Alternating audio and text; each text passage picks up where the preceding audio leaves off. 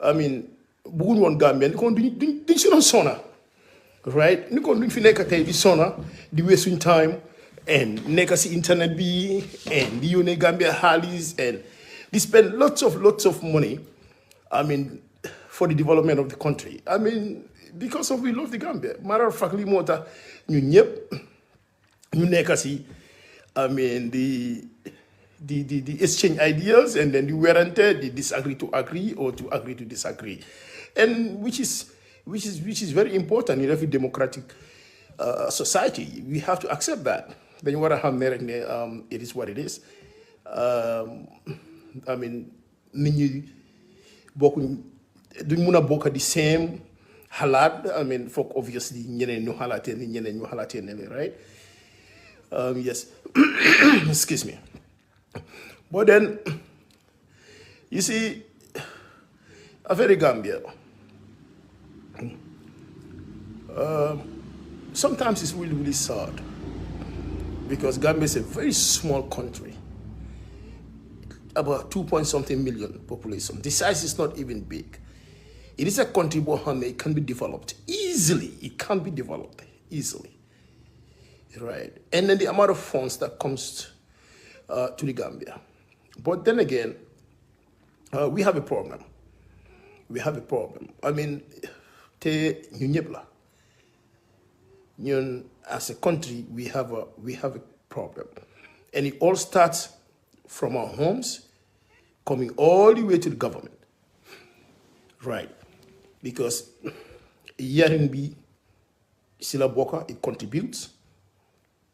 You know, sunkiri. Yare Halei, it contributes. Si school si, it contributes. It comes all the way to government.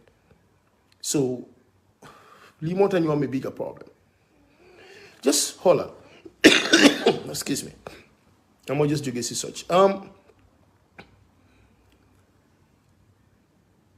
The country is very expensive right now as it stands. Do not be saying na. Lu nekk seer na te loolu yëpp lu ko waral mooy Gambia we import probably 90% or more products ñu si dëkk bi yëpp importation moo ko indi. So with importation tamit we expect ne all these importers they will need hard currencies to import, be it the dollar, be it the euro, being the pounds, being the Ceesay. So now, in every country, when you need more hard currencies, more than your dollars, you know what happens? Hard currency that they appreciate, and your dollars, your local currency, depreciate. Right, and then. Government, I mean, they have to help.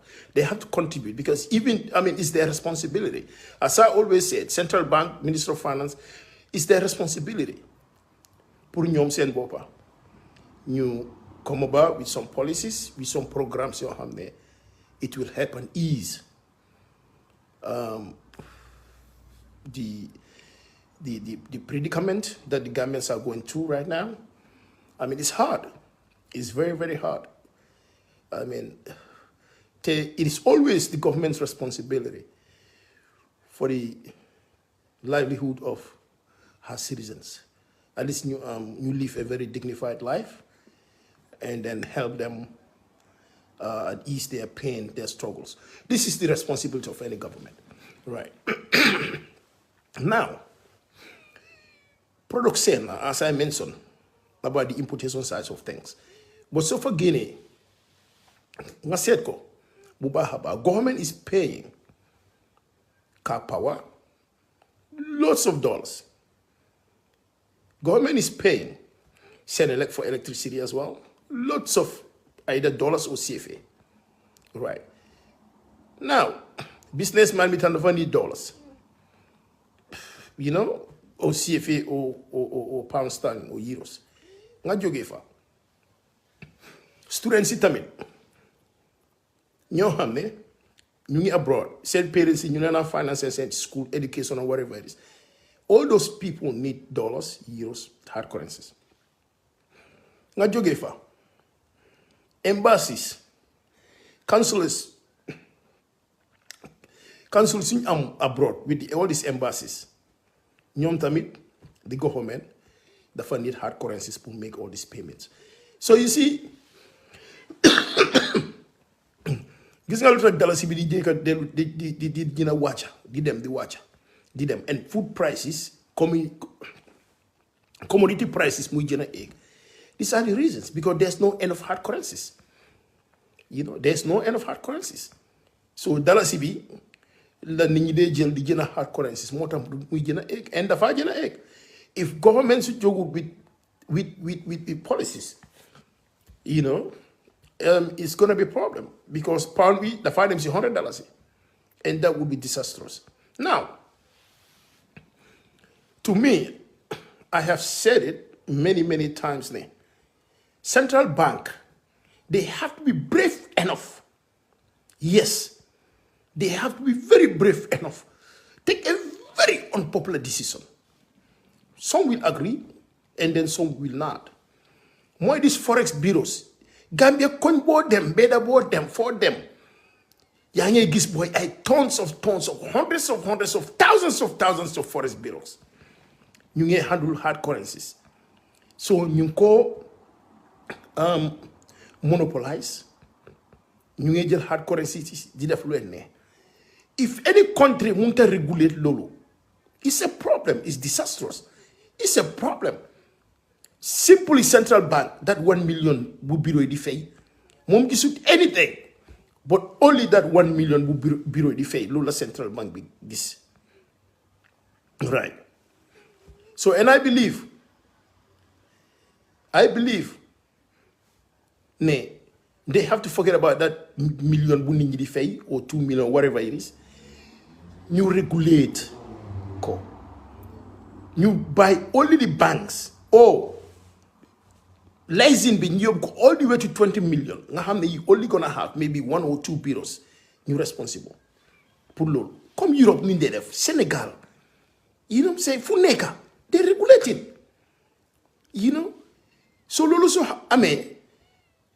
Danga is the name of control the foreign currency that comes into the country.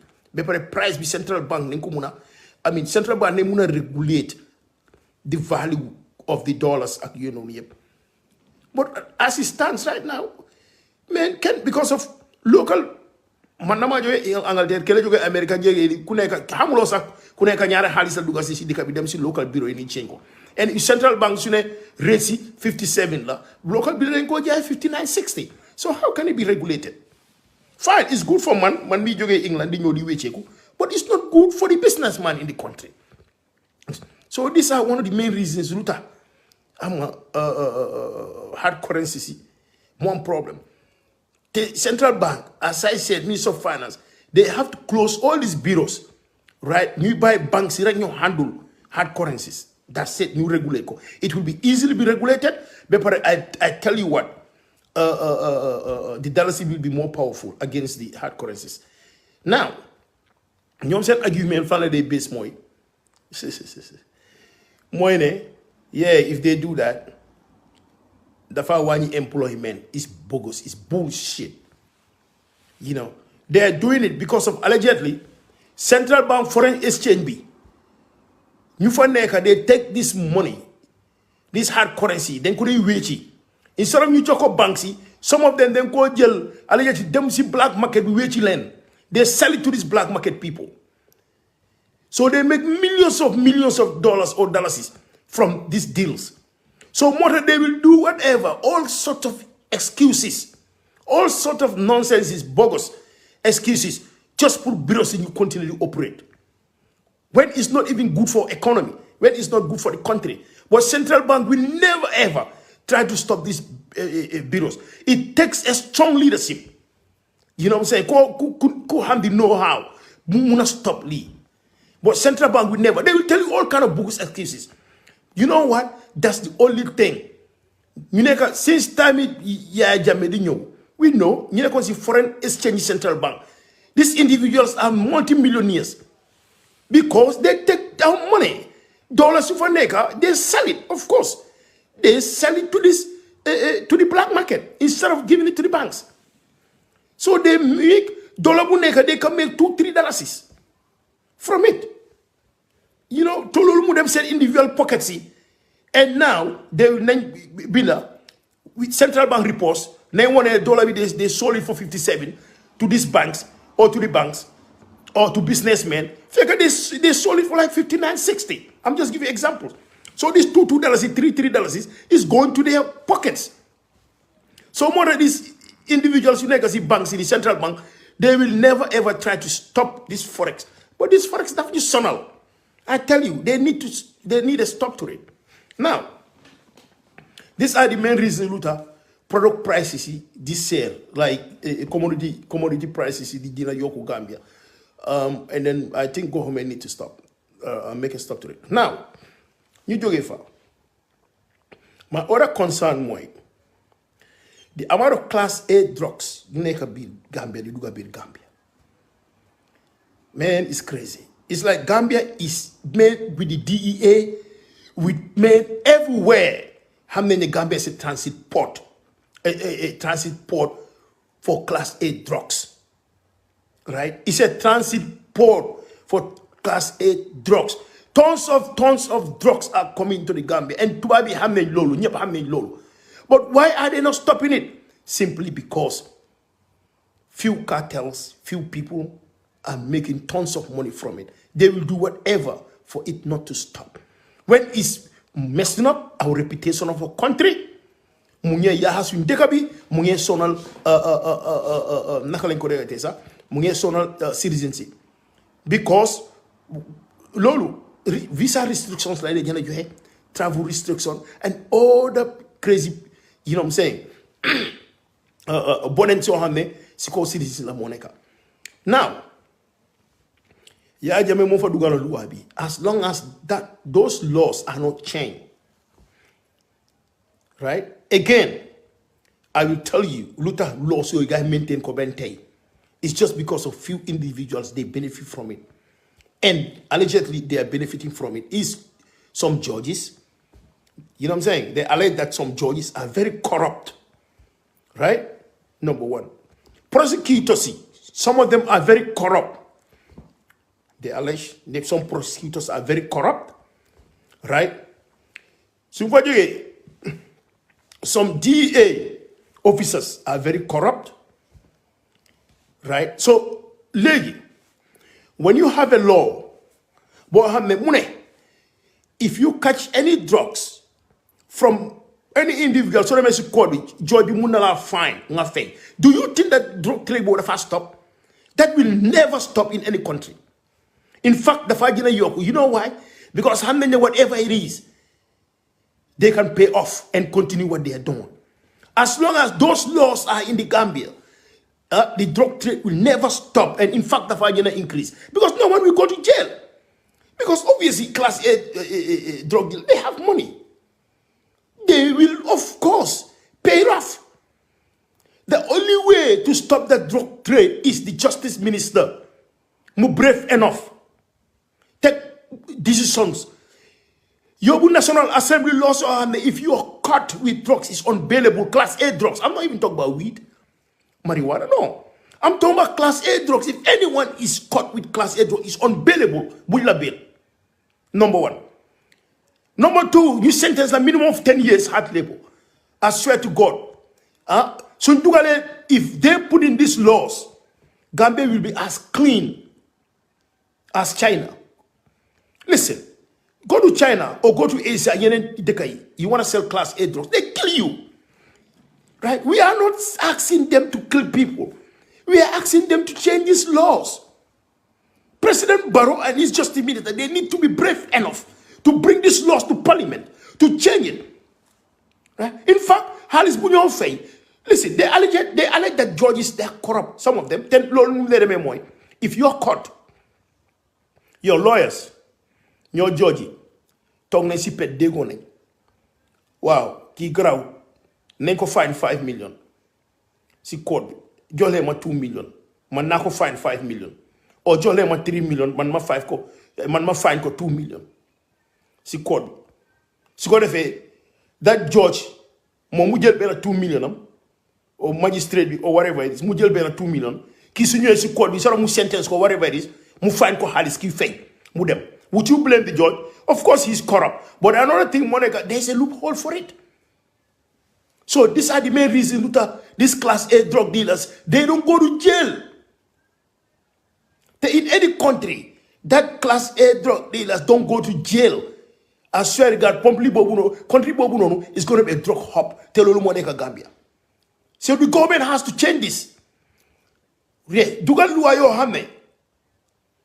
Huh?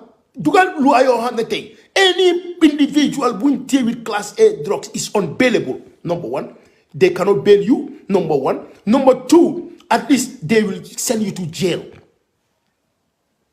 Right? So, Baba, I swear to God, it will stop. It will stop immediately. But Gambia, tons of class A drugs are coming in. And it is never going to stop. The whole world, Gambia is a hub for class A drugs. Cartel in your run.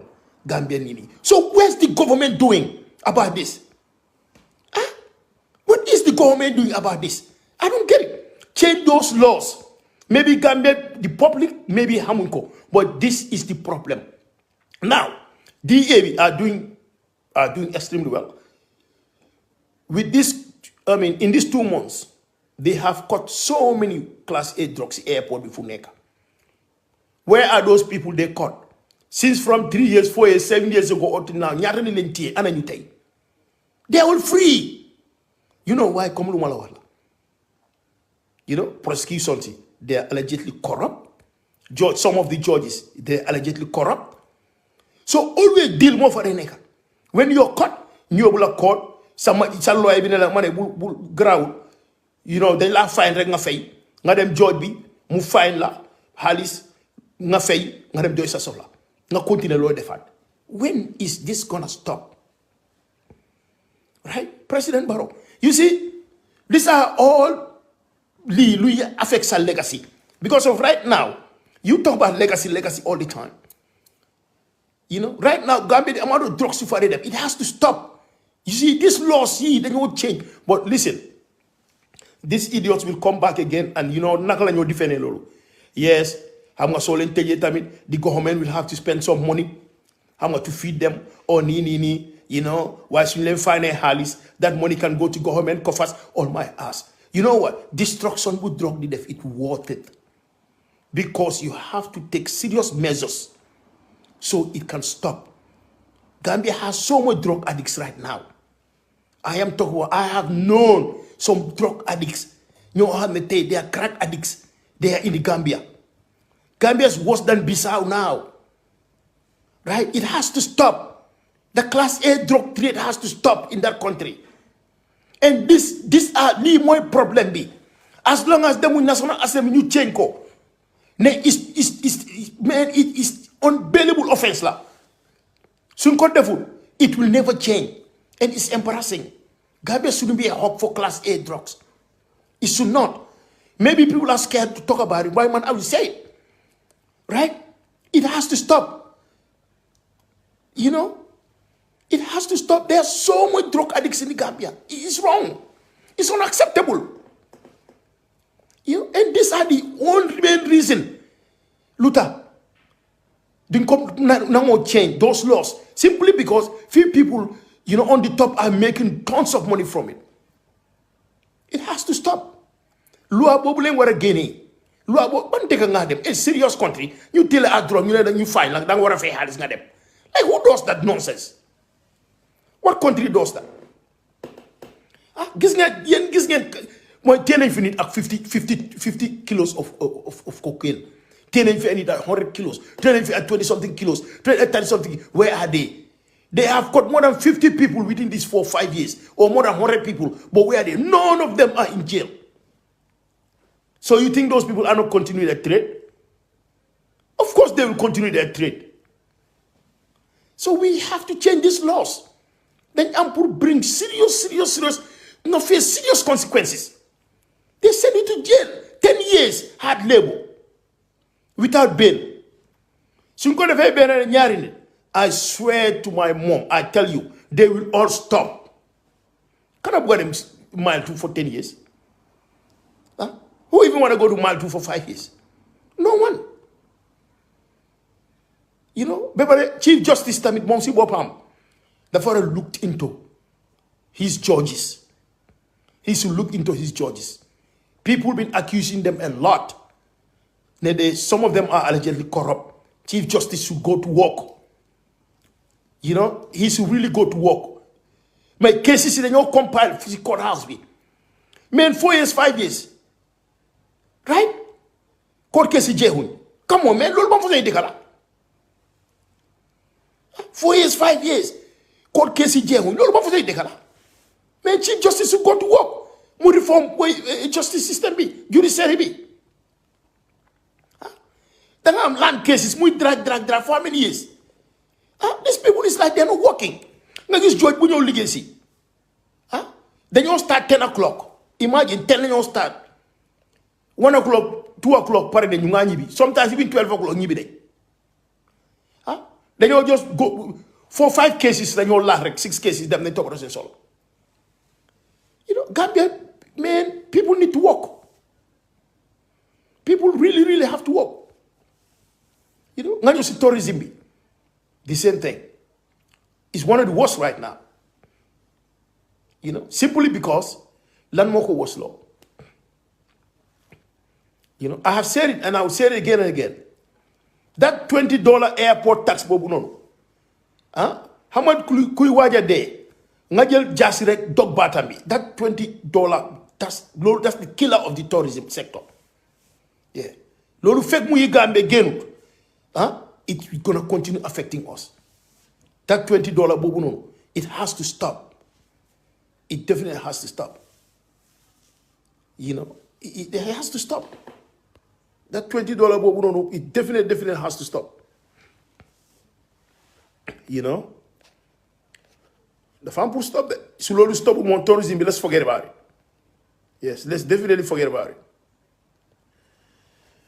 You know? Tourism, let's forget about it. Slowly stop. You know, because it doesn't make sense. You know, why shouldn't I go to Spain?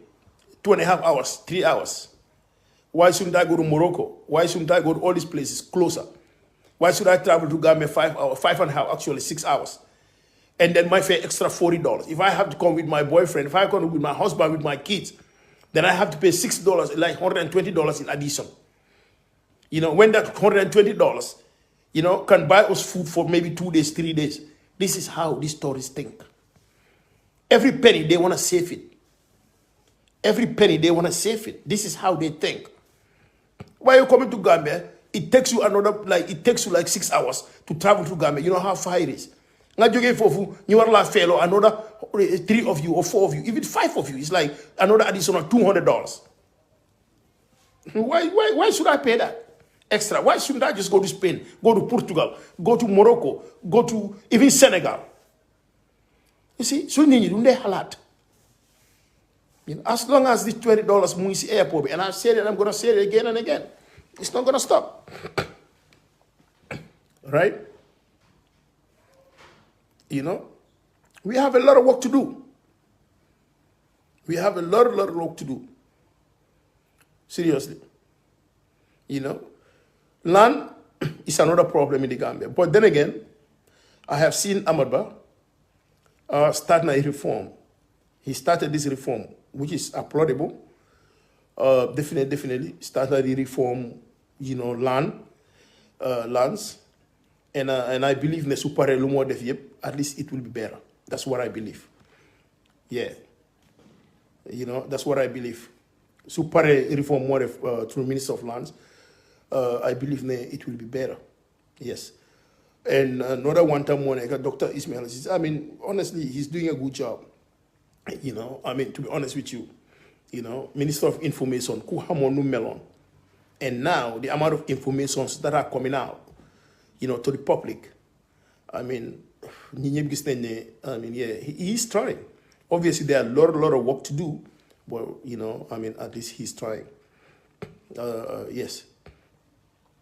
Yeah, Minister of Education, he's trying. Yes, he has built some schools and then some universities and all that also, and he's trying as well. Yes, Minister of Works, gis naa ne moom tamit some of these projects that are going on. Definitely, Minister of Works, I think the mountain he's trying. Yes.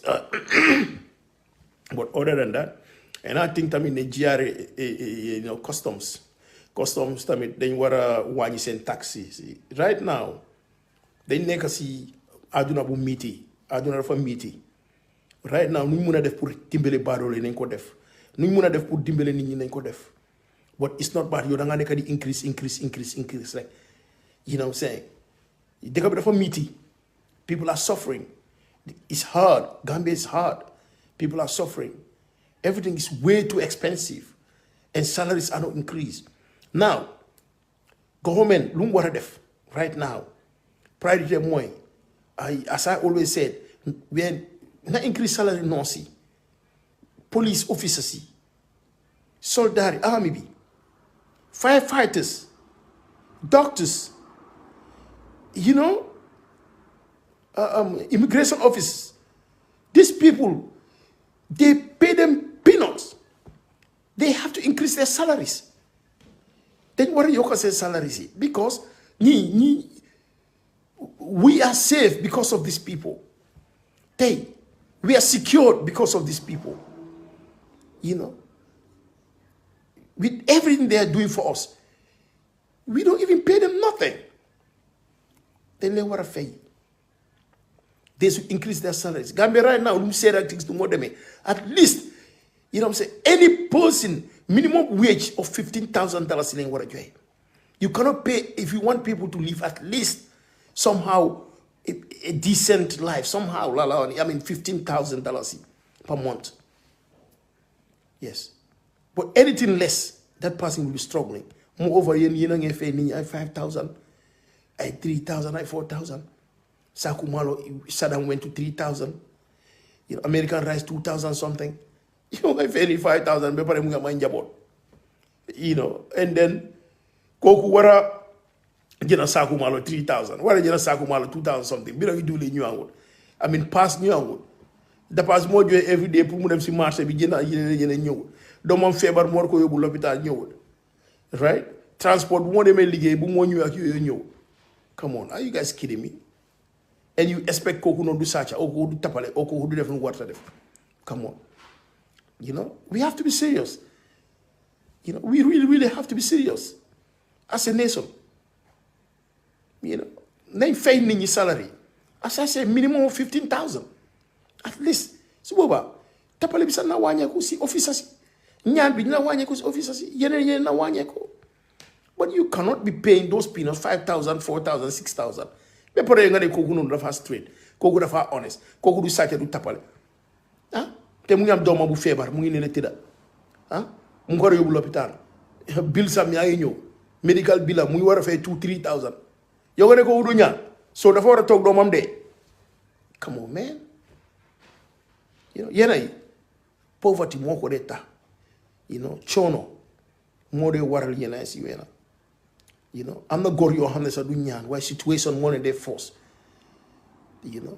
moom mu taxaw doomam yi ne am na accident muy dem l'hôpital muy war a fay lii ak lii soo kooku noonu dafa war a nga ne du ñaan nga ne du tapale, right? So you see there are some things your hand dañ ko war a change the people should go to work. People should work. Gambia is a very small country to develop. Seriously, it's a very small country to develop, and if it's well developed, it's one of the best. Gambia could be one of the best in Africa, and I believe it could be one of the best in Africa. Right? We can still argue. Agree to disagree. But Gambia is so easy. You talk about 2.5, 2.6 to 3 million population. Man, with that small land, land would look just look Senegal, and look how Senegal is developing. The time we just say that Senegal Gambia can be developed well. Yeah, but we have to work. We have to go to work. Government need to help.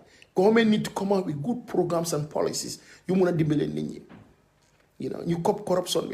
corruption bi moo naa ko the only thing we want to stop corruption in the Gambia mooy right if you are hired from 2017 coming up Kebba koo xam ne ñu ne moom kër bi nii Kebba koo xam ne ñu ne moom moto bi nii te yaa noonu liggéey you know what I'm saying government yaa ngi liggéey government right yaa ngi liggéey si parastatal si being a director being an accountant being just a senior staff boo xam ne ñu ne yow yaa moom kër gii yow yaa moom moto bii yow is incumbent upon yourself pour yow nga prouval dëkk bi ne yow lii nii ak nii ak nii waaw suñu buggee corruption bi stop that's the only way it's not government's responsibility pour mu dem def investigation or government proof la yow wrong yow individual bi yow yaa war a proof sa boppa yow yaa war a wone ne iPhone bi day man Kebba moo ma amee 300 mu ngi nii o Kebba moo ma ko jënd receipt baa ngi nii mu ngi nii but it's not up to the government mu war a dem di def naka research or whatever you call it no so they have to come with the government have to come if they are serious about corruption they have to come with laws yoo xam ne tey yow ñu la employ 4 years 5 years 3 years ñu ne tax bi nii sa bos la fine léegi government téye nañ ko teg nañ si loxo yaa moom 5-6 million bi nii si account bi nii government téye nañ si loxo léegi yow naka nga amee 6 million bi nii ah man de Kebba moo ko mee waaw léegi wala ñu Kebba yaa ko mee Kebba foo jëlee xaalis bi kañ nga ko mee ak lu tax nga mee ko parce que nit du toog rek mee ni 2-3 million just like that obviously lu tax nga mee ko wax ñu jox ñu événement lu nga mee ko su Kebba mënut a explain dara gaa jël xaalis bi waaw kër yi kan la kër bi day dañ ko check kër bi dañu ne bu Kebba doomi Kebba ñu check mu ne bu Kebba la ñu ñëw kek Kebba ñu ne turi doomi Kebba moo fa nekk xale bu ndaw o ma koo xam ne nekkul di liggéey gor ñu téye kër gi waaw ma ne kii naka la mun a amee kër gi parce que kii liggéeyu di soo naka la mun a amee lii yes nga génne evidence proof ne waaw liggéey bii la doon def fii la ko jëndee lii ak lii leen ko fay ak nii ak nii evidence yëpp nga teg ko waaw government check ne dëgg la he can prove it ne he owns it ñu delloo ko this is how to stop corruption in the country yes as long as laws are not in place I tell you corruption will stop Gambia because corruption is all about kickbacks te kickbacks lu mu dee def mooy da nga war a sign contracts boo xam ne it's not even good for the institution it's not good for the country right nga sign ko businessman lu ko arrangé la moo gis demee mu jox la 2-3 million nga sign contract boo jox ko jox ko lésine boobu noonu te fekk ay warloo ko jox sax fekk yelloowu ko so yow xaalis boobu nga jël ko moom nga sampee kër moom nga defee lii o government war a auditee sondeel instead of ñu bit ñu jël ko jox ko Mr. Kebba right and then Kebba dem charge government bi sondeel bu nekk $3 te fekk sondeel bi $2 or $1.50 waaw so ku ko jox contract bi Kebba fekk jël na 1,200,000 or 300,000 jox ko so these are the kind of things that happen ak yeneen yoo xam ne tey moo nekk si dëkk bi si loo xam ne at the end of the day yëpp government bi la dee cost te who are this government is us bill si ña ñoo koo fay is us the citizens so for government ñu serious but luñ nekk di demee nii yëpp we put in National Assembly that naka la corruption bill ak yooyu it's all nonsense corruption bill yi ñu fa def ñoom yëpp amul benn njëriñ that cannot stop any person individual from stealing or being corrupted no the only way to stop corruption lu ma la wax la that's the only way to fight corruption individual moo war a proof boppam gisee ne lii daal moto bi yaa ko moom naka nga ko jëndee foo ko jëndee ku ko moom yaa ko moom and it has to go all the way international all the way to Senegal to Dubai to America to England to wherever it is because corrupt officials they will They will ship their money all the way to Dubai. They will buy properties internationally. Because obviously, some of them, even majority of them, are way too smart. How many commission? You think those people will spend again their money in the Gambia? No. Majority of them will go abroad and buy properties for free. All this corrupt stuff, they take all these monies and go on and then develop it and then buy properties overseas. So, but if government is really willing to work, you can track these things easily. Because you can work, government to government can work and track all these things. But our government need to go to work. But when people are accusing you of corruption, obviously, you don't want to put anyone on check. You know what I'm saying? I mean, if you are accused, you're not corrupt, don't want to account anyone? Obviously not. You cannot account anyone. So I think they have to go to work. They have to work. And these corruption issues, my good friend Wahon Nakosi Gisi the other day, Rafi, if President Barrow is not careful, if he is not careful, his legacy will be two things. His legacy will be two things. Gambia, during President Barrow's time, Gambia became the most corrupt country in Africa, or among the most corrupt countries. Or, President Barrow government was the most corrupt government we ever had. This could be one of his legacy.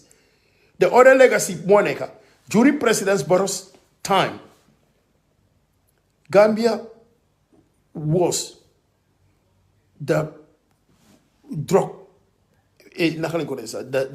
transit port. Yes, the Class A drug transit port during President Barrow's term. Yeah. So he has to work hard because these two things, big time. I tell you, maybe mom dinkokodewa or hamuko, I don't know, but anything to do with Class A drugs, messed up the whole country. Number one. Number two, corruption is messing up the whole country. So these two things, President Milafora Takandigambu, Baha, it's not easily fought. It's difficult. It's hard, to stop these two things. But for Takasandiga, Baha, Ngaparesuluneka. Nyari affaire mom for mu joxide. Baha. Because Mungeya Hadika Bubaha. Yes. Because corruption lum de def mo neka xaliss mu wara jël ñu bil l'hôpital bu baax dañoo code cost yépp su dé 10 millions lañ fa wara dugal maybe 5 mo fa dugal or 4 so quality du baax yeneen ñu fa wara du baax equipment suñu wara jëna pour yépp duñ ko mëna jëla so lol in turn dafa ñu affect the healthcare system. Corruption mi dafa affect sports, corruption dafa affect lu neka mota corruption mu bon. Corruption is a cancer. Corruption is a cancer in any society. And the president has to work hard to stop corruption. Number one. Yeah. Number two, the father work hard to stop Gambia being a drug port, transit port. He has to stop that. He has to work tirelessly. The law bila wara change.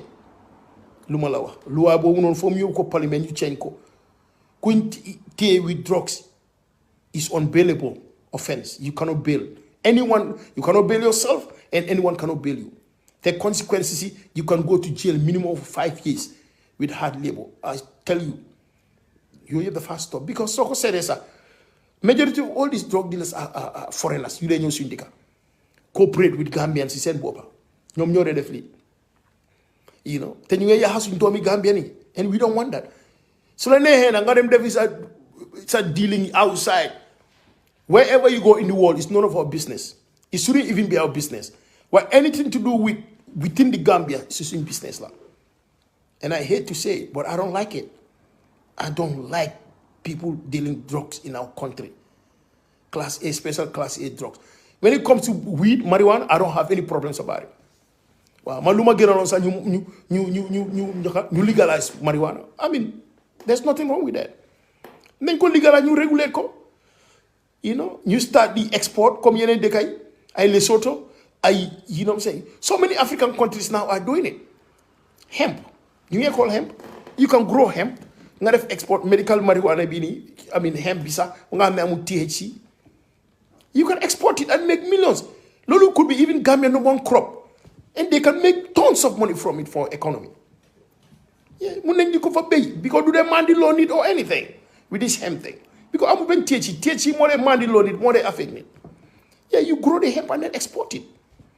Yeah, it can be our crop number one because of like you get to be mom, it's nothing, absolutely nothing. Get to be like in the urban Harris. But the hemp Gambia can make billions of dollars from the hemp. It can develop the whole country. Yeah. And it can be a crop of exportation. There's so many countries doing it now. Let us just stop living in the old age. You know, all those old age days. Let's just be civilized people. Let us be up to the world. Now, you know, we can export it. You know, hemp, do they have that? There's no THC, mandilo or anything. But medically it's good. You know, some even call it CBD. Tamit munche, you know, lolo munta mandilo need order. So they export it, they sell it. Yila tuba bi de jël ñu defar ko garab, defare ko sabu, defare ko even buba. They defare ko so many things. You know, defare ko so many things. We are missing the opportunity. We can make tons of billions of dollars through this hemp. I have done the research. I know so much about it. You know, we can make so much. It can be, trust me, it can be the crop 100 of Gambia can be developed, I mean, through that.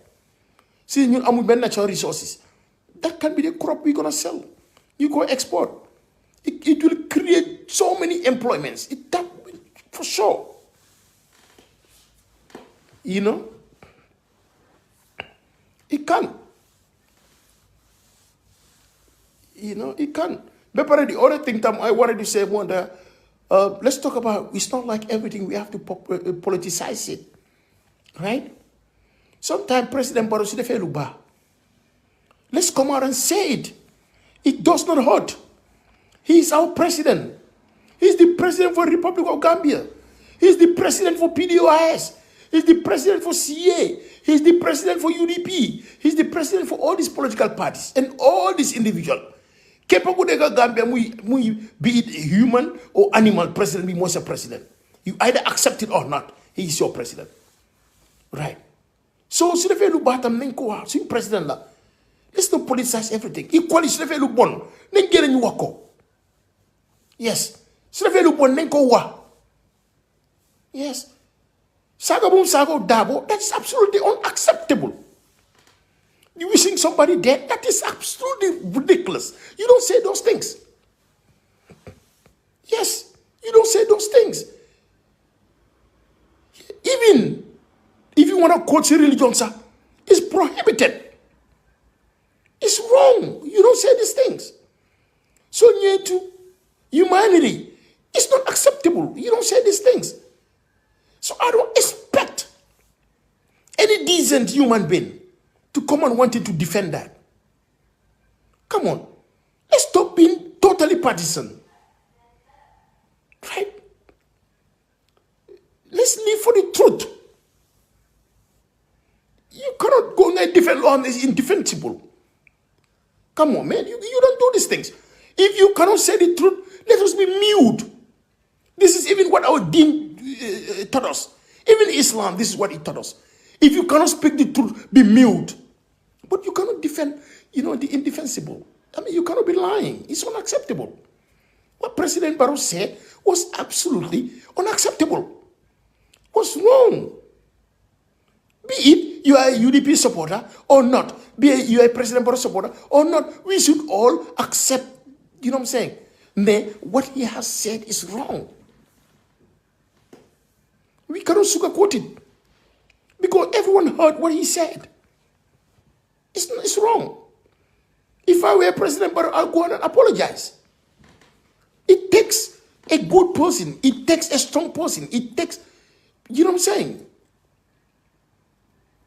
You know, a good Muslim to apologize when you are wrong. It does not make you a less of a man. No. Apology is good. We all do apologize when we are wrong. In fact, if he was smart enough, see man, I'll be the president, I'll apologize. Lolu rek, daf ko yokul popularity.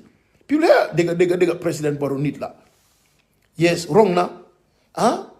Dega de dem na be halat be gis na wrong na ñu na apologize na dega la. He is a good man. You know what I'm saying? Why you need politician? So I will come out and apologize.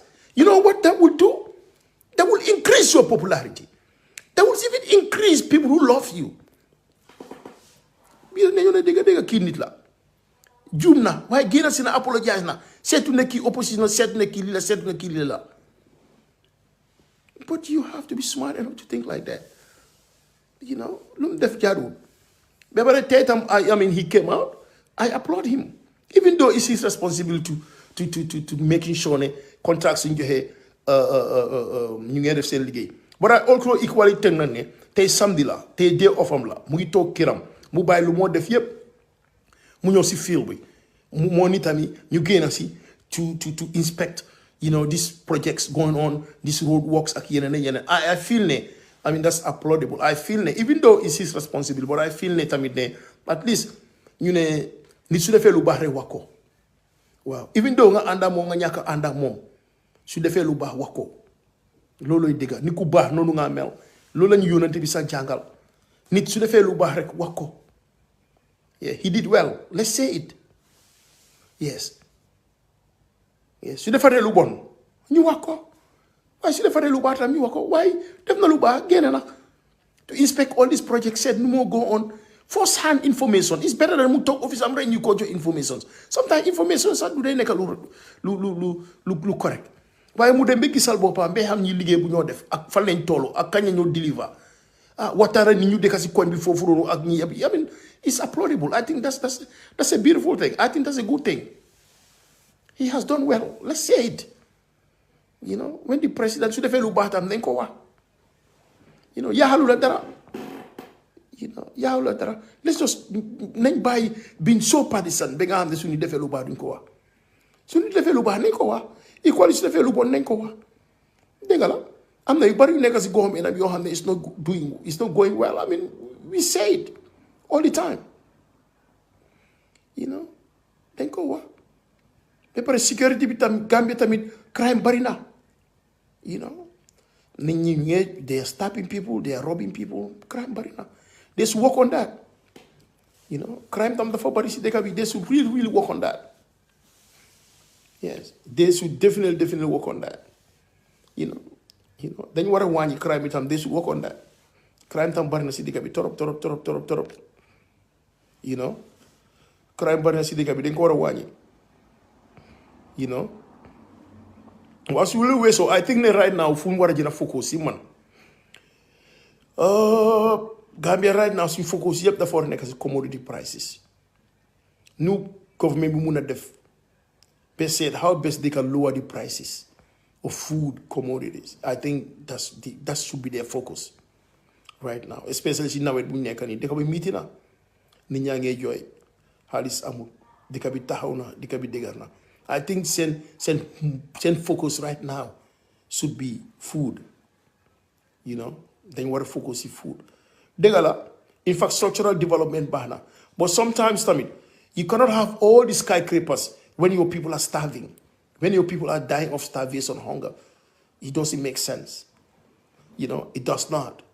Degala, infrastructure ni bahna, but in most cases, it is also used for politics. As a country, you have to have a balance. You cannot only focus on infrastructural development, you know, just for political reasons. You know, when yangi buy yenen sectors they're very, very important. You cannot do that. I mean, focus should be diversified. Right now, you them to food, you know, electricity. You know, but it's very, very important. Electricity in Gambia is too expensive. You know, they should reduce the prices. It's way too expensive. They can be amul halis. But Quran dafa seer. it's too expensive. Then ko wara wañi set ni ko wañe. You know, then ko wara wañi. Courant dafa ser, then ko wara wañi. You know, and in every sick Gambia we import 90% You think people don't want to have factories? You think people don't want to manufacture? But electricity is not charging like waru. You know? Then get us this way. I don't know why Gambia look at they change. Every serious country now, any manufacturing site, right? Electricity price that they low. So they can manufacture. So they can employ people. You know, Gambia got a mutual tariff. You know, tariff your hame, not commercial day. There's another one they call it. They have the domestic tariff, they have the commercial tariff, but they have the maximum naka tariff. You see, they gave you this tariff, so it's madness, it's ridiculous. As a manufacturing site, you electricity boy, muy cher you know. Now you see hotel sitamit, you jola commercial, muy cher serious. Come on, man. Yo, how do we expect people to have manufacturing sites in the Gambia? If you want Gambia to be a manufacturing country, electricity prices has to be cheap. This is when you can attract people to come and invest. But even households, even that domestic side is expensive. People cannot even afford it. Even the domestic prices, which are supposed to be low, people cannot even afford it. Now, you wanted to charge maximum demand, exactly. You want to charge factories maximum demand or commercial charges. You know how expensive that is? Luluban company won't survive. There will be no factory. We know Gambia to survive. Because electricity is, may they charge you ridiculous amount of money. So there will be no serious people investing in manufacturing. And manufacturing, more halis. Because of manufacturing thing, the fact that you can export, number one. Your dollar be valued against the dollar, right? Number one. Number two, you'll create employment, right? So it's important for you to look at that. Now, electricity prices, you think go one, you know, for the manufacturers. But you cannot be charging manufacturers starting about a double or triple low charge domestic household. Factory. Come on, I don't understand how these people think. You know, I don't understand how they think. Lower the price, people have bring factories. You employ nini. You jai. They pay taxes. So either way, it's a win-win situation for the government. Because these factories will employ your own people. Government issue employment, private sector issue a lot of employment. It goes back to the president. It goes back to the government. The government started in there. People get paid. New spend. Politically, it's good for the government. You know, and it's good for the president. So you lower electricity tariffs to next to nothing. Factories come, they employ people. You know, they pay salaries. And these people pay by taxes. Companies pay the tax. The people they hire, they pay taxes. It goes back to the government. You know? But I don't know who advise these people and how they think. I think Gambia is a country born. Since time in Jawara, you don't have. Even though time of population was less than 1 million. World internet amuton. Everything look for an hell. Lolu mo nek di continuer système ya jamais mu joge fa mu continuer système baro. It's like, I mean, people are not creative or people are not smart enough or brave enough to change certain things. So I mean, lolu si bopam sa dafa dimbali wat deka bi dafa dimbali Gambian si. It's like it's the same thing going on. You know? We have to take unpopular decisions, make very unpopular decisions to succeed. As a leader, you should be brave enough. Man, if I were a leader, I'll bring those laws in parliament New chain luai. Anybody, any individual caught with a class A drugs is unbailable. I'll send it to mile 2. More than 5 years minimum. How long no judges you know they allegedly corrupt? The prosecutors you know they allegedly corrupt. You know they cannot do anything because there's no loophole. I've been those laws. I tell you, within 6 months a year, though they have been drug dealer in the Gambia, boy, class A drugs, but though this been importation to the Gambia as a trans. You not hear it. Ceesay drug trade will first stop Gambia. I tell you this, it will stop immediately. Look at you them China, Jai for drug or any price. They kill you. You see people going there, very few. You not. But Gambia, we're not even asking them to kill you. Let them change that laws. Judge me fine lang fay. The trade will never stop. And in fact, the fight in a ground. So sisters yanfa, so brothers yanfa. They become drug addicts, class A drug addicts. I will bring those laws, number 1. Number 2, all these forex bureaus, I will close all of them. Or my increase licensing to $20-30 million. Only few can afford it. My regulate is currency. My buy banks, did trade. Central bank, lumwara US currency, muchoko banks. You regulate everything. That is the $5 forex bureau, nyoni sonal si dekabi. But central bank will never stop it, as I said. Because allegedly, they take those monies, sell it to the black market, themselves, to make $1, $2, $3 on top. And it all goes to their pocket, millions of dollars. So they will never stop it. So it takes a leader to be brave enough to stop these things. Forget about personal interests. Forget about those millions coming to your pocket. Think about the interests of the country first. So, like I said, these things I will change it, man, if I were a leader in the country. Wow. You know, back way by any nyata hale nyoneka di de, nyata hale nyoneka them through the back way. Wow. National Assembly, if I were them, I will put in a law, you know what I'm saying? Anyone caught, or even police in Dolan, anyone caught going to the back way, going to prison, the youth will stop. They will not. But why? Because they are scared to do that. Because from the nation, it will go against them. And elections, it will be very unpopular. You see? Oh man, and leaders will be brave. Billahi wala ta'ala, president. I'll come with some decent on they are just robust, some crazy decent on boy. It will help the country. I'll put the country first. I'll put in decent on they. They can find them kanam. They say too much about it. Hell no. I'll put in these laws. You know? You know? Billah wala. No, wait, Ibrahim, you cannot change it without making your hand dating politics. No. Ibrahim, I'll jump into this politics. I'll jump into the arena. 2026. Small approve, yeah, man. I don't care. I'll jump into the politics. 2026, man. I love the country way too much. I will jump. How man actually one party like them Boki? Either UDP, either NPP, either PDOIS, either I don't know. But I have to jump into the arena. 2026, man, I'll be a politician. But I'm telling you, that man, I'll involve. Yeah, yes. I'll be in every campaign, man. I'll not def look at this boy. I will, man. I'll man. Banjul to Basse, to Koina to Katong, they know politics. Yes. Name politics. I swear.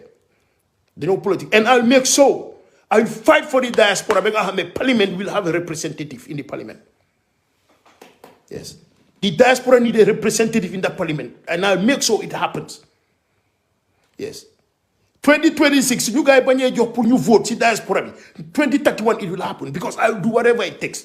It'll happen. Inshallah. Man, we have to fight for these things.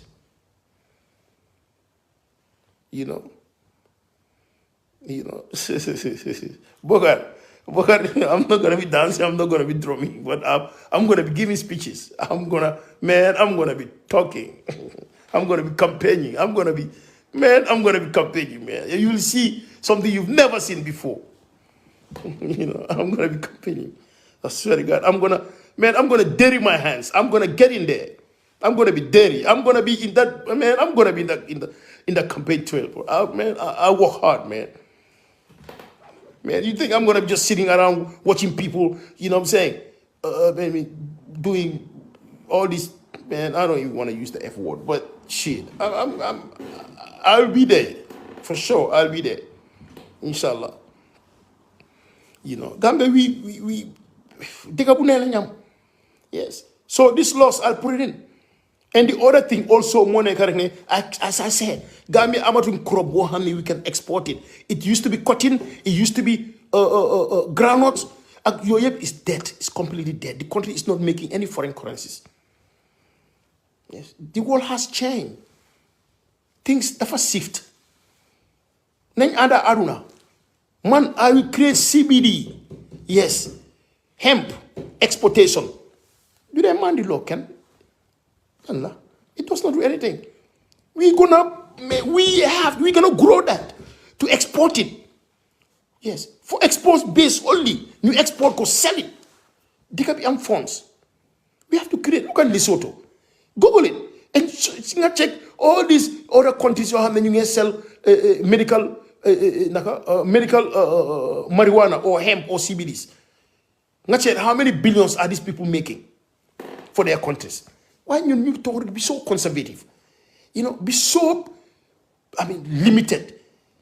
You know, be so judgmental. Be so not open-minded. You know, muta munu am dara. People the Gambia mi den tela doylu. Amol sa bena ker sa bena moto rek yow pare nga si aduna. You know, next person is more go through, some more even go through with hardships that you don't care. You're very selfish people.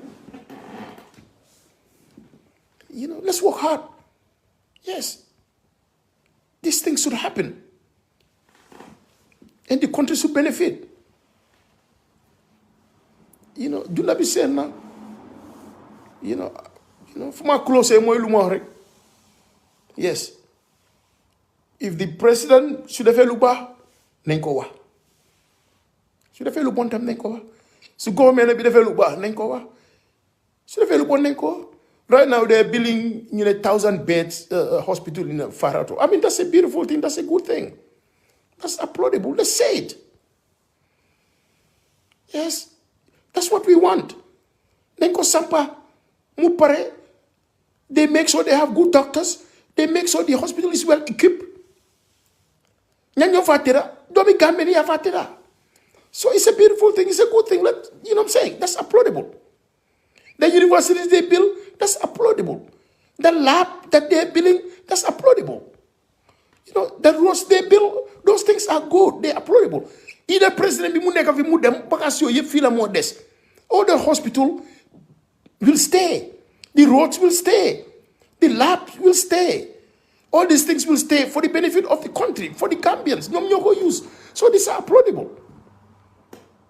You know. But what he wished for Dabo, that was unacceptable. That was wrong. That was absolutely wrong. You don't say those things. We will also condemn him for saying those things. But we will also, ask his government, ask he himself, to fight corruption. Because his government is more corrupt than any other government in this country. So he has to fight corruption. It is his responsibility, his sole responsibility. So he should fight corruption. Gambia is a transit port for drugs, class A drugs. He should fight that. It's his responsibility. He should fight that. When you see government, how many, every other week or next week, we take with 50 kilos, 25 kilos, class A drug. Where are all those people? They're free. Because they pay, then they pay you gain. Because these are the loopholes you find. You pay, you tell and you charge lang fay nga dem de sa sola. In what serious country nga am lolu? Loophole problem wara fata. You go to National Assembly and change it as I said. Anything to do with, I don't care, class E, marijuana or something, so then you legalize go. Who cares? But anything to do with Class A drugs is serious. And we have now seen so many Gambians become a drug addict in the Gambia. And it will increase if they do not do anything about it.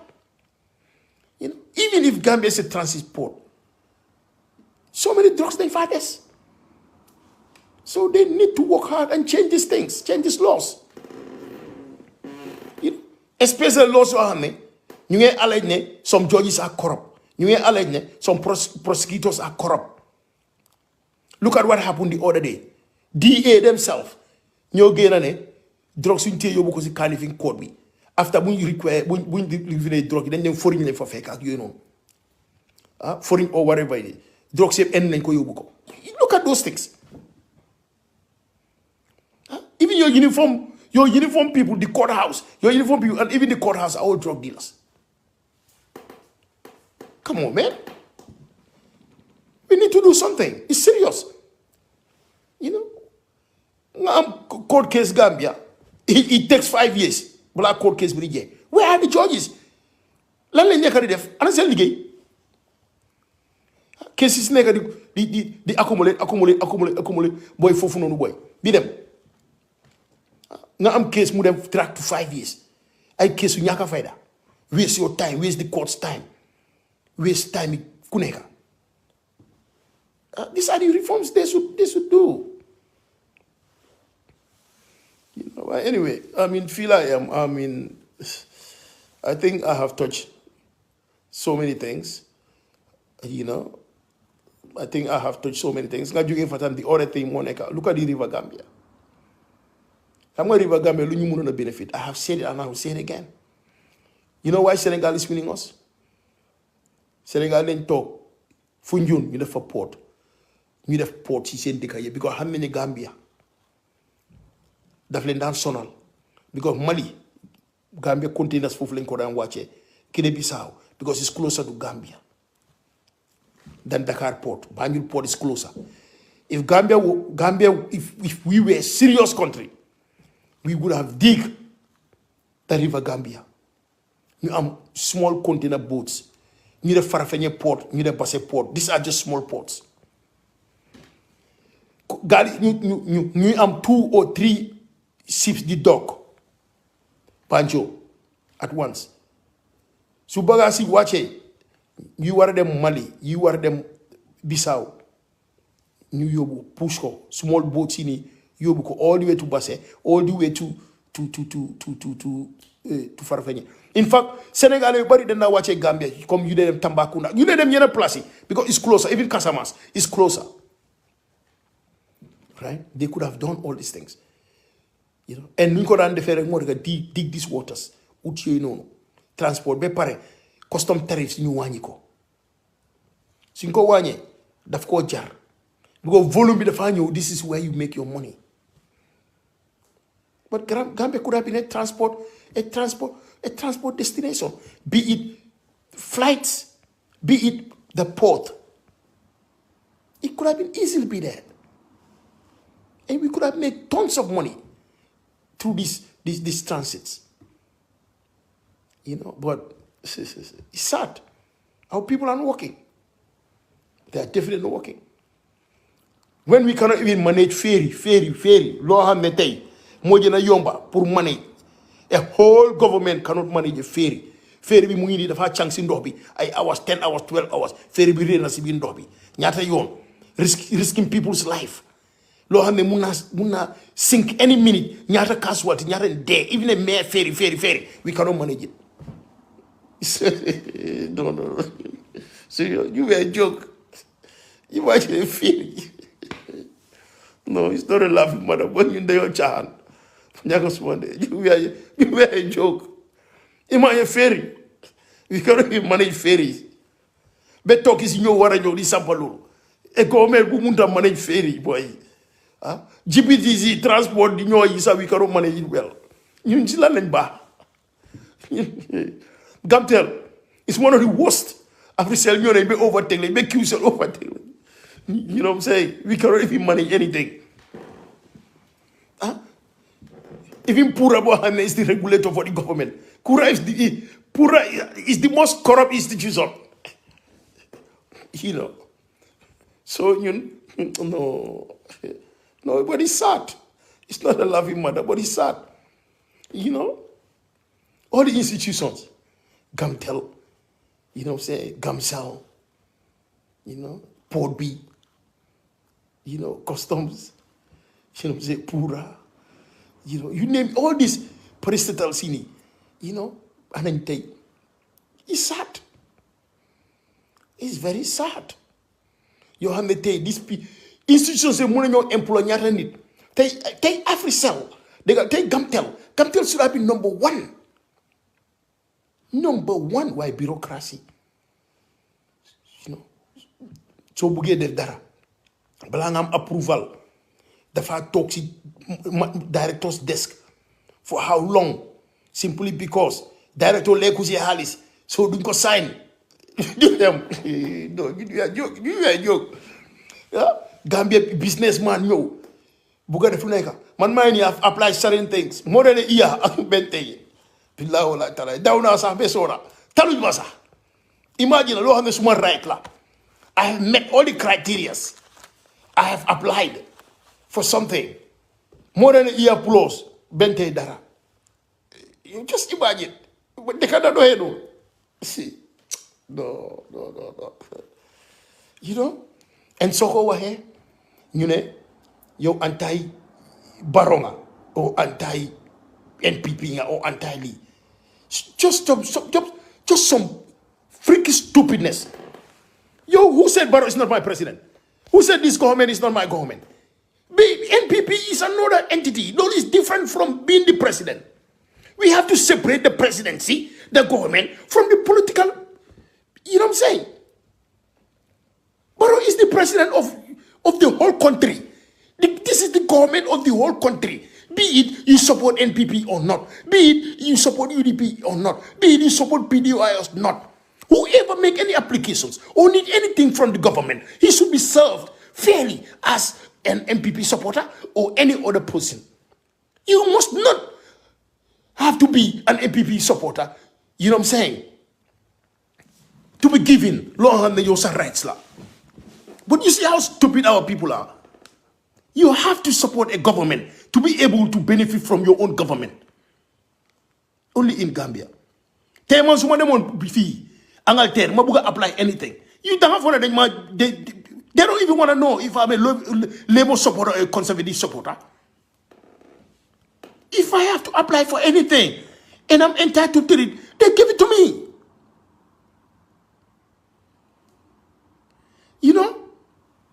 They give it to me. But only in Gambia, you politicize. You even see them, some of them, even some of your friends. I've experienced this few years ago. Some of your friends, the moment you start doing anything negative about government, they start running away from you. Because by name, you associate with them, lolu hena yahal send opportunities. You know, here, ki mo kile de undertake like with government or like with Barrow or like with ki, they start running away from you. You see how opportunist our people are? The moment you even start speaking the truth, that's it. Don't dila daw. Because bunsan you associate at yo.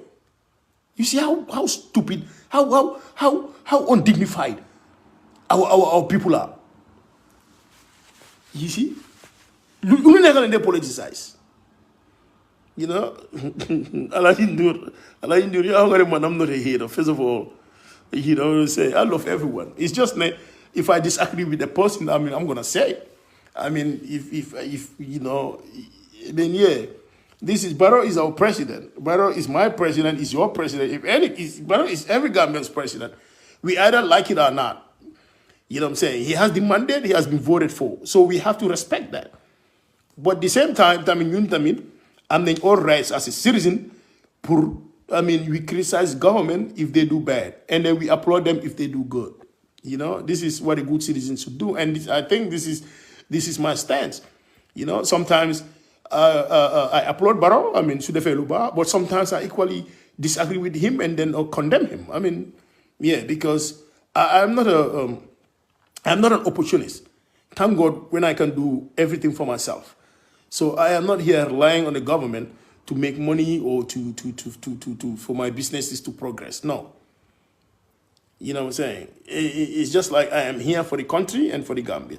So baro su defé lo xamné diga lu bax la dam ko day génna dam ko day bina and I say right comme tay rek bina na bu génné ci biti and then try to do those inspections and then to ensure that these people the contract they have given they are doing the good work. And I mean I applaud him and I think that's a good thing because he left his home today Saturday. He's supposed to chill with his family and then relax and then prepare for Monday, but he left everything and then for hours and hours he's outside making sure he has inspected all these places. And then, I mean, I think that's a good thing. I think, we have to give credit. We have to give him credit for that, even though it's his responsibility. But it does not even mean that for again something we're not going to Ajima working hours, we're going to Thursday or any other day. But he went out today and then to inspect these things, and I think this is good, and I applaud him for that.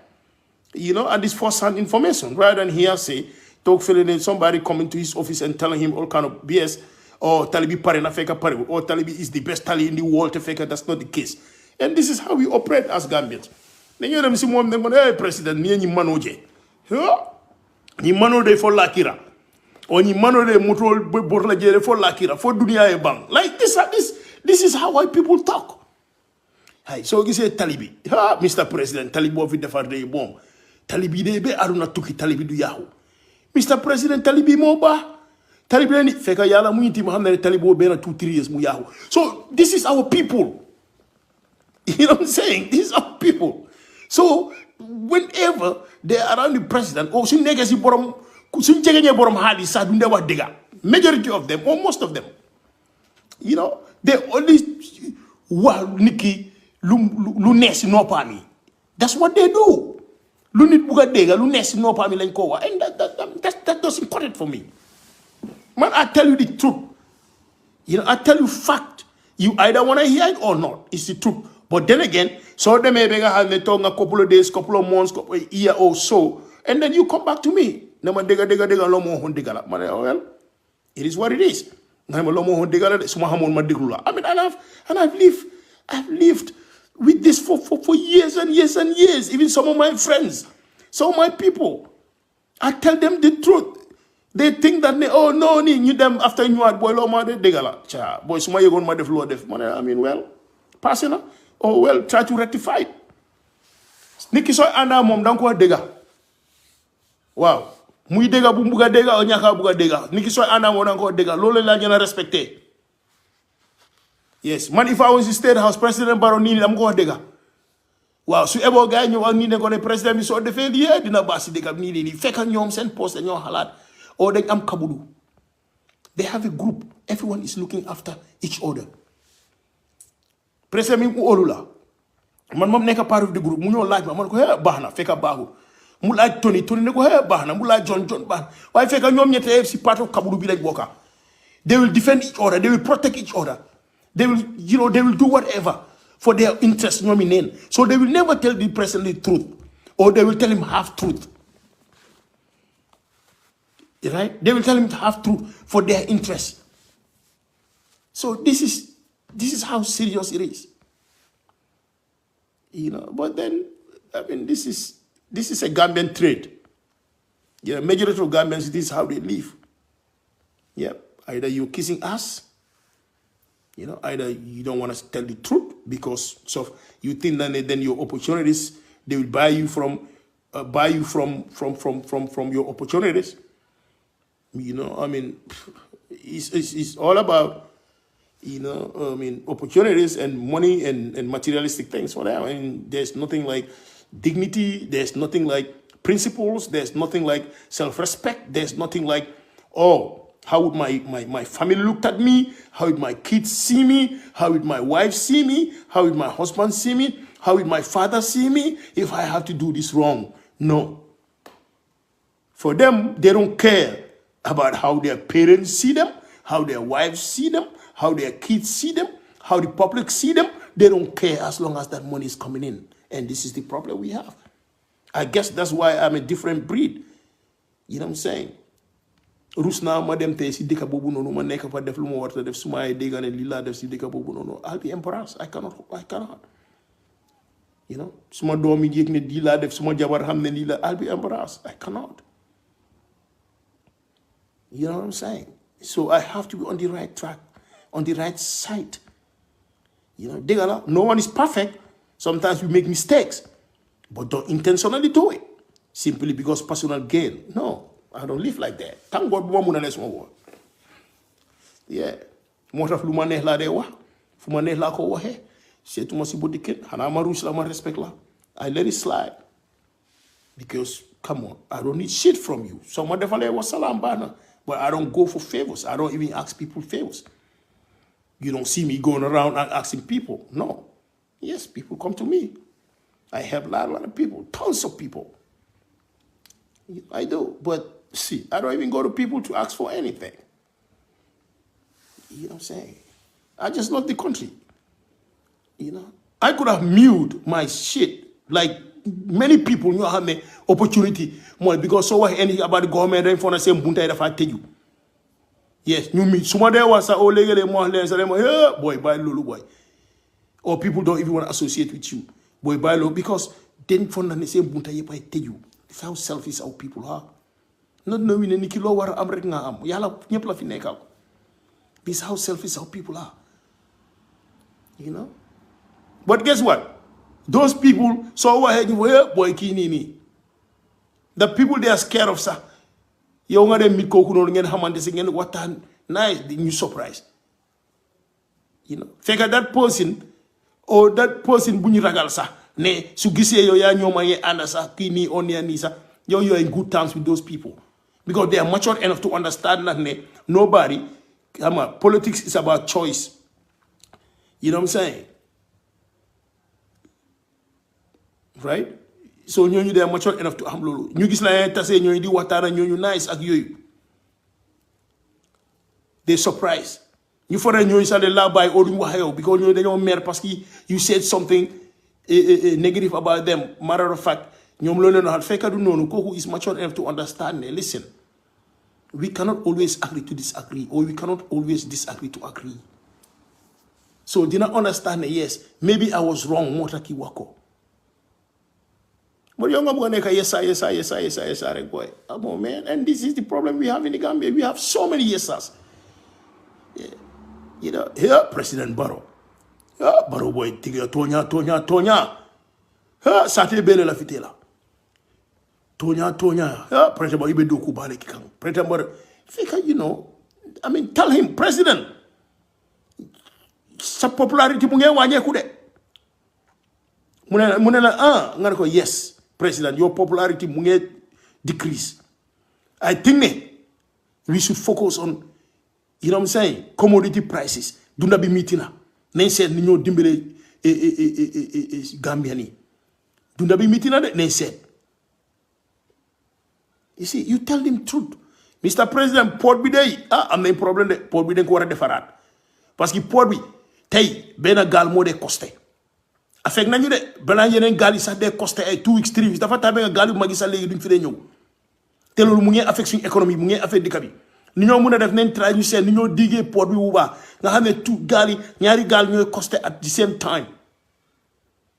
Nga xamné les containers yi wacca bi sa gal bu tax 1 day 2 days wacce na container yi dem na. Gal dañoo sawara ñew. Ba paré businessman itam dañoo téla jot seen container yi.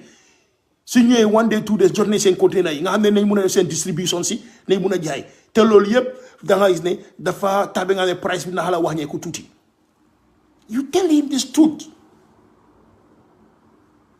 You know, well, yeah, Mr. President, diga yaa ngi def liggéey bu baax. Yeah, Mr. President. Isa yoni mom ila manol. Huh? Mr. President, fi def lu fi kenn musta def. Mr. President, you know, come on, man. And this is Gambian trade. Ni len def Yaya Jammeh jay ko bem jay hu be Yaya Jammeh nega dictator ñu ko jay. Be Yaya Jammeh di rey ni ñu ko jay. Be Yaya Jammeh di torture ni ñu ko jay. Be Yaya Jammeh di imprison nit ñi unlawfully ñu ko jay. Gambians are one of the big ass kissers in the world. Excuse my language, but it's just crazy how we live. Men ku amuñ diine gomu yàlla kula daha sol haftaan moo la gën a nekk nafeha. I mean, just look at it. yaa jame fii la ñoo torture fii la moo rey nii fii la moo def lu nekka where were imams kenn ñeme tawa dara kenn du stand against yaa jame. And what did the Quran says about that? You do what you know. The same thing applies to Barrow. I mean, what kind of people are we? You know, it amazes me. So they can keep degana. You're your enemy number one. It's sad. It's very sad. I don't know what kind of society like them. Yes. So ne Barrow lu baax la def. UDP mere la te besuñ ko fen soo ne UDP ne UDP day def nañ fi lu baax NPP mere la te besuñ ci fen. Everything is politicized in that country. Mënuñoo liggéey mënuñoo def dara lu nekk politique la politique na dafa am fu mu dee em. Yes, opposition dafa baax na si dëkka. Opposition dafa war a always check the ruling party ndax ñu ngi def lu baax su defuñ lu baax ñu wax ko teg leen pression pour ñu def lu baax lii moo tax opposition baax si dëkka waaye tamit ñun suñu boss dafa ëppa right suñu boss dafa ëppa big time you know dafa ëppa. You cannot go all the way to a president giving a speech paper which is there to an opposition leader. I mean, like, no one does that. Especially to a party bo hamne fofu nga joge. Party bo hamne te ñom ñoo tax nga am this presidency. Party bi ñoo la indi forward. So nekké president is because of that party. Party bi ñoo la defal lu nekk ci aduna. You become a president. You waaj yoo xam ne you were under him. Waaj yoo xam yaa ngi ko téye sa papa. Waaj yoo xam ne te lekk nga kiram besona. Feed na la. Defal na lu nekk ci aduna. Even though I'm the UDP, I'm just stating the fact. You know, and we think that that's not right. We cannot defend this. It's unacceptable. What the president did was absolutely wrong. Yes, it is. It cannot be defended. You know, it's wrong. Bobo the foreign again mu apologize. The foreign again mu apologize, right? Lola president warona def. You know, ku nekk ade jum. You know, but in all, President Bitame has done so many good things for the country. Even though I'm not sure they will object to it, but man personally, gis na you bari yum def. Right? Because soko sete, ya jame bum deme, sun GDP bi ñata la won. But look at our GDP now today. You know, even though we want it to be better, but just look at our GDP type. You know, look at the peace we have today. Look at the amount of construction going on.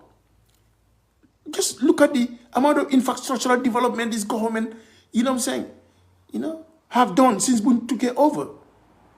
You know, look at the amount of schools, hospitals, built. You know, so obviously, they have done well. I'm not you buying deaf. So we have to applaud them for that. We cannot just be like talking negative all the time. We have to applaud them for the good things they've done. Right? Yeah. Anyway, feel like anyone, but I think the government they have to do better. Yes, because of you might get new better as a government right now. It's only few ministries. Definitely. It's only few ministries. You get it well, and then yes, it has to change. Okay?